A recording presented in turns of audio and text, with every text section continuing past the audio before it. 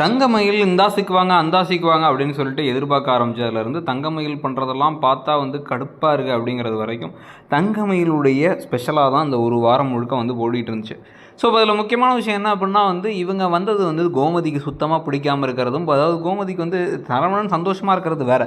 ஆனால் தங்கமயில் தன்னோட இடத்தையும் சேர்த்து பிடிச்சி நானே சமைச்சிக்கிறேன் நானே பார்த்துக்கிறேன் நீங்கள் சும்மா ஓரமாக உட்காருங்கன்னு ரிட்டைர்மெண்ட் கொடுத்த மாதிரி இருக்குங்கிறது ஒரு பக்கம் கோமதிக்கு கடுப்பாக இருக்குது. இன்னொரு பக்கம் மீனாவுக்கும் ராஜிக்கும் இவங்க கொஞ்சம் ஆட்டம் கொஞ்சம் ஓவராக போடுறாங்கிறது கடுப்பாக இருக்கிற சமயத்தில் முத்துவேலோ சக்திவேலோ இப்போ சீக்கிரமாக வந்து அவங்களுக்கு உண்மைகள் தெரிஞ்சு பாண்டியன் இப்போ வந்து நான் கூட்டந்த மருமக அப்படின்னு தலையில் தூக்கி சாடிட்டு இருக்கவருக்கு ஒரு தட்டு தட்டி இந்த புள்ள ஒரு சரியான ஃப்ராடு தெரியுமா, இது கையில் பணமும் கிடையாது ஒன்றும் கிடையாது, இது வந்து வயசும் ஜாஸ்தி படிப்பும் இல்லை சொந்தக்காரங்களும் கிடையாதுங்கிறதெல்லாம் சொல்லி எல்லா உண்மைகளும் போட்டு உடச்சா அப்படியே கொந்தளிச்சிருவார் பாண்டியன். இது ஃப்ராடாமானின்னு வெளில துரத்துற வரைக்கும் போயிடுவார். ஸோ இதில் பல திருப்பங்கள் அடுத்தடுத்து காத்துட்ருக்கு. நீங்கள் அதில் எதை எதிர்பார்க்குறீங்க, அந்த கதை எப்படி போகுதுன்னு நினைக்கிறீங்கிறத சொல்லுங்கள். தேங்க்யூ.